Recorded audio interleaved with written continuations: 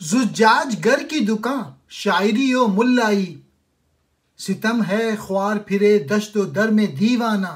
زجاج گر کہتے ہیں شیشہ بنانے والا، دشت و در جنگل اور بیاباں، دیوانہ کہتے ہیں سودائی، خوار پھرنا ذلیل ہونا، ملائی ملا ہونا، دین اسلام کا مولوی یا عالم ہونا۔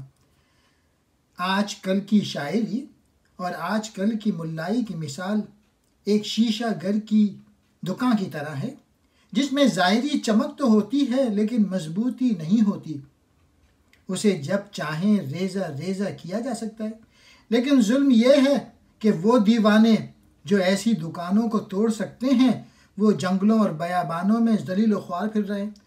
مراد یہ ہے کہ ایسے لوگ جو واقعی ملا بننے کے اور شاعر بننے کے قابل ہوں، ان کی تو کوئی قدر نہیں، اور نہ ہی ان میں وہ ہمت اور جنون ہے کہ ان شیشہ گروں، جھوٹے شاعروں اور ملاؤں کی دکانوں کو ریزہ ریزہ کر دیں۔ آج کل کے شعر اور علماء نے اپنے شعور اور علم تن آسانی کے لیے وقف کر دیا ہے۔ البتہ جو دیوانے دشت و در میں پھرتے ہیں، یعنی جو مشکل پسند ہوتے ہیں، وہی کامیاب ہیں، گو کہ بظاہر پریشان حال ہیں۔